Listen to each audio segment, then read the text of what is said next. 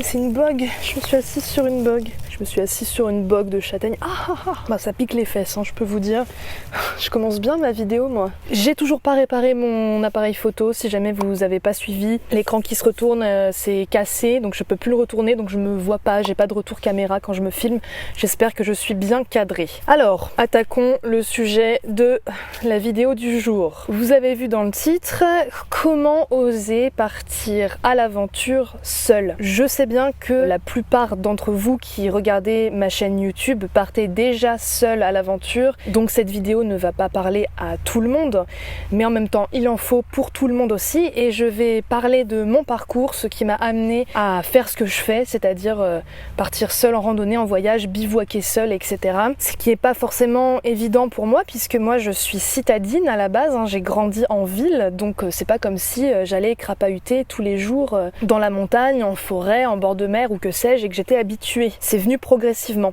Donc si ma vie, mon œuvre vous intéresse, vous pouvez aussi rester dans cette vidéo, puisque je vais partir de mon exemple pour faire comprendre un peu comment on peut muscler son muscle de l'exploration, si celui-ci existe vraiment, mais en tout cas comment on peut nourrir cette envie de partir seul, d'aller explorer des territoires qu'on ne connaît pas, même si c'est juste à côté de chez soi. Quand je dis partir à l'aventure, c'est vraiment tout type d'aventure, hein. C'est pour ça que je reste assez vague, c'est un terme général. Je sors mon carnet où j'ai pris des notes parce que sinon je vais pas m'y retrouver, je vais m'embrouiller. Ce que je veux dire par aventure, selon la définition de l'aventure, c'est en gros un ensemble d'activités, d'expériences avec une part d'imprévu. Donc c'est très large. Et partir à l'aventure, ça s'entraîne, ça se muscle comme n'importe quel muscle, que ce soit physique ou intellectuel, peu importe. C'est une habitude qu'on prend et c'est quelque chose qui s'entretient aussi, je pense, parce que on peut très vite retomber dans les habitudes du quotidien, se faire regagner par des peurs, et aussi je pense que plus on vieillit, plus on devient entre gros guillemets pantouflard ou peureux, ou on est plus fermé, on peut entraîner notre cerveau à ne pas tomber dans cette dynamique de vie que je trouve pas très bonne, et empêcher ainsi un repli sur soi, une peur de l'inconnu. Et de la peur de l'inconnu découle beaucoup de choses pas très cool, comme par exemple, je ne sais pas moi, la xénophobie, le racisme, je dis ça au hasard. Ok, donc en gros, comment partir à l'aventure seul, comment muscler son muscle de l'exploration et de la curiosité, puisque les deux vont ensemble. Et je vais parler de ma gueule, je vais parler de mon parcours pour illustrer tout ça, et peut-être que ça pourra vous inspirer, vous donner des idées et vous dire que c'est possible. Donc comment j'ai fait en tant que citadine de naissance? Alors certes, je suis née en Aveyron, à Villefranche-de-Rouergue. J'en avais fait une série d'ailleurs de chemin de Compostelle. Bref, je vous laisse aller checker ça si jamais vous connaissez pas cette série. J'étais pas supposée naître à Villefranche-de-Rouergue, hein. Je suis née en avance, mes parents étaient en vacances en Aveyron. J'étais supposée naître en banlieue parisienne. Et j'ai grandi toute ma vie en région parisienne, dans les Yvelines. Alors les Yvelines, c'est le département le plus vert d'Île-de-France, et plus on s'éloigne de Paris, plus ça devient un département rural. Vous pouvez le voir dans mes nombreuses vidéos de rando découverte où je randonne beaucoup en Île-de-France. On peut très vite se retrouver à la campagne dans les Yvelines. Et moi, c'était les Yvelines proches Petite Couronne, c'est-à-dire les départements vraiment très proche de Paris, donc proche des Hauts-de-Seine. Donc c'était la banlieue bétonnée, même banlieue dortoir, puisque la plupart des gens qui habitaient dans cette banlieue allaient travailler à la Défense ou à Paris et revenaient le soir pour dormir. Donc c'est pas comme si j'avais grandi dans un environnement dans la forêt, en montagne, au bord de la mer, où je pouvais aller crapahuter comme ça. J'ai pas connu ça. Mais quand même, j'ai eu cette chance et ce privilège, parce que oui, c'est une chance et c'est un privilège, et j'en ai bien conscience, d'avoir des parents et des grands-parents qui nous emmenaient régulièrement, mon frère et moi, en forêt. Certes, j'ai grandi dans la banlieue bétonnée, mais des forêts se trouvaient pas très loin quand même, comme la forêt de Saint-Germain-en-Laye ou la forêt de Marly par exemple, qui sont de très très chouettes forêt dans les Yvelines. Et on allait quand même assez régulièrement s'y promener, pique-niquer, que ce soit en famille ou avec des amis. Et moi, très vite, j'ai eu un goût de la marche. J'aimais beaucoup crapahuter en forêt ou dans la nature en général, et je m'imaginais beaucoup de choses. Je me créais beaucoup d'histoires. Également, j'ai eu cette chance aussi d'avoir des parents et des grands-parents qui pouvaient nous emmener, mon frère et moi, en vacances. Je sais que c'est pas le cas de tout le monde. Alors moi, soit c'était avec mes parents, et ma mère surtout organisait organisait des séjours un peu partout en France. C'était pas des vacances où on passait notre temps, je ne sais pas moi, à regarder la télé. Bon, déjà j'ai grandi sans la télé et on passait pas notre temps à l'intérieur, sauf s'il faisait vraiment très moche. Mes parents nous emmenaient très souvent visiter des monuments, aller nous balader à droite à gauche. Mes grands-parents, que ce soit du côté maternel ou ma grand-mère du côté paternel, aimait aussi beaucoup les balades. Ma grand-mère paternelle est une femme qui a beaucoup voyagé dans sa vie, qui a beaucoup randonné aussi, qui aime beaucoup la marche, et donc j'étais entourée quand même de gens de ma famille qui nous incitaient, mon frère et moi, à découvrir, à marcher, à se balader, et qui nous emmenaient dans pas mal d'endroits en France, et puis même à l'étranger parfois, c'est vrai. Donc j'ai cette chance-là et c'est déjà un terreau qui favorise, on va dire, cette envie d'explorer et puis qui permet d'ouvrir ces horizons-là. C'est-à-dire que j'avais ça dans ma vie, c'était concret, il y avait cette possibilité-là. Ensuite, dans le terreau qui a fait pousser, qui a fait germer les graines de l'aventure en moi, on va dire ça comme ça, j'ai grandi dans une famille d'artistes et j'étais entourée d'histoires. Mes parents nous lisaient beaucoup d'histoires quand on était petit. J'étais entourée de livres. Comme je le disais, j'ai grandi sans la télé, donc très vite, j'ai beaucoup lu, j'écoutais aussi des cassettes audio d'histoire et donc j'étais baignée de l'univers des contes, d'aventures. J'ai eu aussi la chance de découvrir dans mon enfance les films des studios Ghibli de Hayao Miyazaki. Donc en plus j'avais des super modèles d'héroïnes indépendantes qui vivaient des aventures, etc. Il y a eu d'autres licences qui ont eu une influence sur moi, mine de rien. Ça va peut-être vous faire rire, mais Pokémon a joué un rôle, je vous jure que c'est vrai. Quand Pokémon a débarqué en France, moi j'avais 7 ans à peu près. Ça a débarqué à l'école primaire, les premières cartes, les jeux vidéo bien sûr, et puis les dessins animés. Moi les jeux vidéo je les ai découverts plus tard, mais par contre les cartes oui, et après les dessins animés. Et en fait Pokémon, au-delà du fait que tu captures des Pokémon et tu leur fais faire des combats, c'était l'histoire quand même d'enfants, garçons ou filles, peu importe, qui partent à l'aventure quoi, qui partent explorer le monde des Pokémon, sac à dos, bicyclette ou à pied. Et c'était quand même des jeux d'exploration aussi, et puis des dessins animés d'exploration. Et ça me donnait super envie de voir des enfants comme ça qui partent à l'aventure et qui vivent des événements extraordinaires. Et puis la nature est très présente dans Pokémon en fait, elle est hyper présente, vraiment, que ce soit dans les jeux vidéo ou dans l'animé. Moi j'étais fascinée, donc ça se combinait avec les films des studios Ghibli qui sont rentrés un tout petit peu plus tard dans ma vie. Et également un jeu vidéo. J'ai découvert les jeux vidéo avec la Super Nintendo, si jamais ça dit quelque chose. C'était un cadeau qui avait été fait à mon père. Au début, moi et mon frère, on le regardait jouer aux jeux vidéo et ensuite on s'est mis à y jouer. Puis il y a eu après d'autres consoles Nintendo notamment.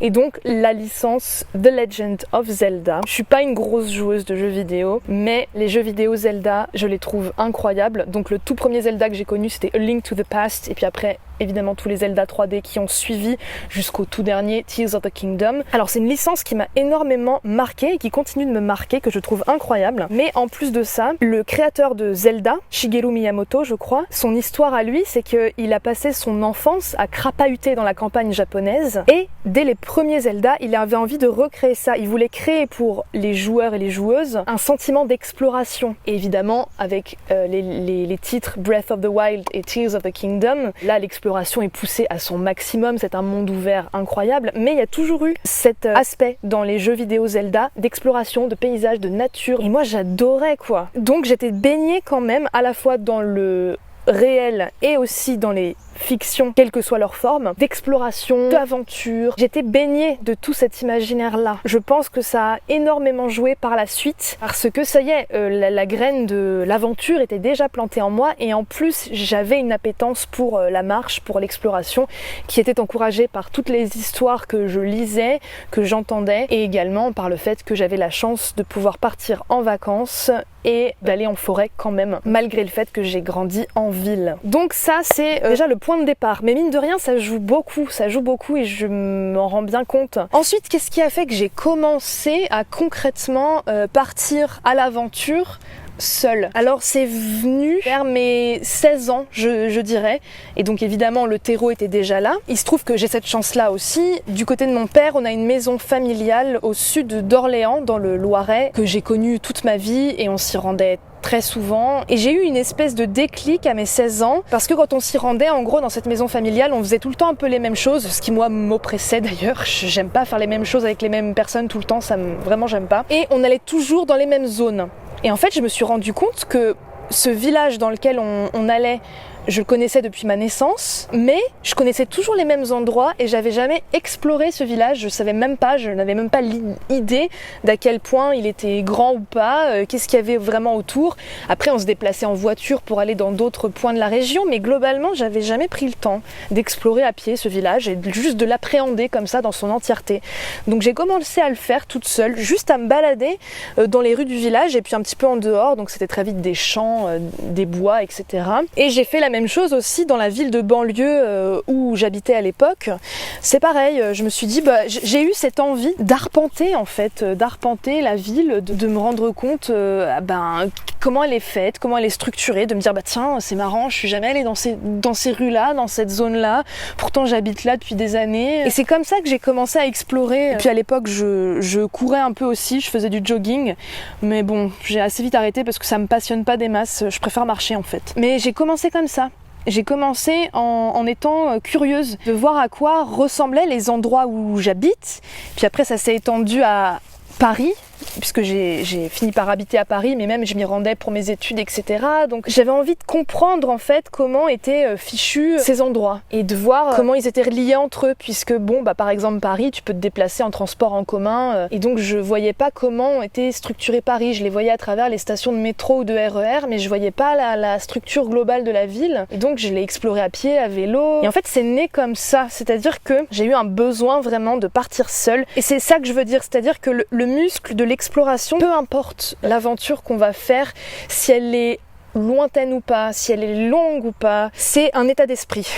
C'est un état d'esprit, c'est-à-dire que tu peux partir à l'exploration de ta propre ville. Parce qu'en général, en fait, on a tendance à toujours prendre un petit peu les mêmes chemins, à toujours aller un petit peu aux mêmes endroits et de se dire un jour, tiens, je suis jamais passée par là. Si je passais par là, c'est déjà musclé. Son muscle de l'exploration. Et moi ça a commencé comme ça vraiment à la fin de l'adolescence quoi. Parce que j'avais une appétence pour la marche, parce que je suis une rêveuse, que je m'imagine des histoires, que j'aime découvrir des endroits que je connais pas, mais ça a commencé vraiment petit, hein. C'était vraiment... je restais dans des zones très safe, j'allais pas sur des chemins de randonnée, c'est venu après ça. Et en fait plus je l'ai pratiqué, plus j'ai eu envie d'aller loin finalement. Et après j'ai commencé à voyager avec des amis, en tant qu'adulte. Mon tout premier chemin de Compostelle, ça a été ma toute première randonnée en solitaire.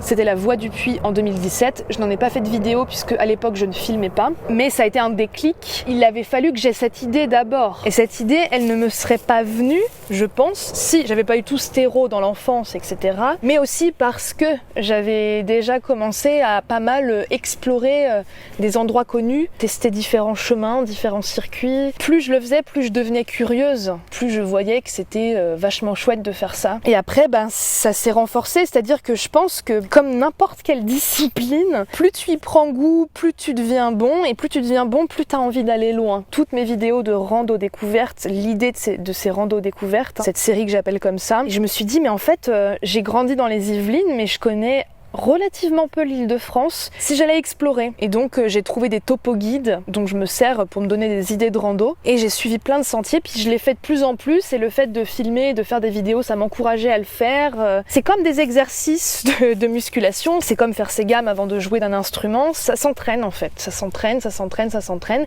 et c'est ça que je veux vous dire, c'est que vous n'êtes pas obligé de tout de suite vous lancer dans le vide, partir hyper loin pour hyper longtemps. Si vous voulez le faire, très bien, ça dépend des profils en fait. Mon premier chemin de Compostelle, j'ai marché 1 mois et j'avais jamais fait de randonnée itinérante avant. J'étais pas du tout sûre que j'étais capable de le faire. Bon, moi j'ai un côté un peu comme ça parfois, j'y vais quoi, je vais très loin et puis basta. Mais aussi je pense que le faire petit à petit, dans une zone tout près de chez vous, de vous réserver un temps d'exploration, que ce soit une demi-heure ou une demi-journée, une journée entière, peu importe. Tiens, si je passais par une route différente, ah ce chemin-là, je me rends compte que je l'ai jamais emprunté. Ces rues-là, je les connais pas. C'est comme ça qu'on ose de plus en plus partir seul, je pense. Et c'est comme ça que moi, j'ai eu cette envie grandissante de partir sur les chemins, d'apprécier le fait de le faire seul, de me rendre compte que j'étais complètement capable de le faire. Et après, le bivouac est venu presque naturellement.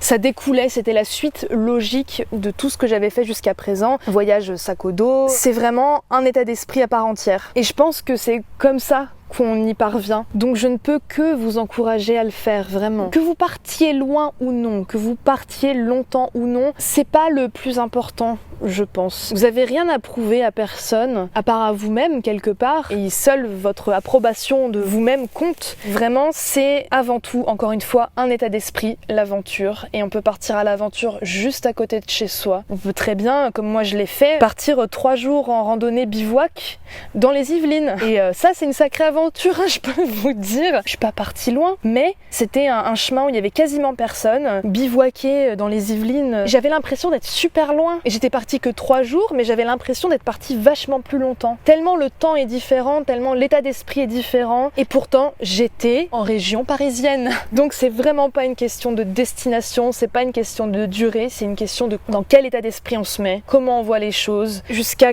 quel point on souhaite se dépasser, qu'est-ce qu'on n'a jamais expérimenté avant, par où on n'est jamais passé. Rien que ça, c'est de l'aventure et de l'exploration et c'est génial. Et je ne peux que vous conseiller de procéder de cette manière. Et plus vous le ferez, plus vous oserez partir seul, partir plus longtemps, peut-être partir plus loin ou dans une zone beaucoup moins familière. Et c'est super, on apprend tellement à se connaître soi-même en faisant ça. J'en ai terminé avec cette vidéo, j'espère que c'était clair. Vous voyez, c'était pas des conseils ultra précis, j'ai plus parlé de mon parcours de vie et de comment j'en étais venue à faire ce que je fais aujourd'hui. Peut-être que en parlant de moi, ça peut aider.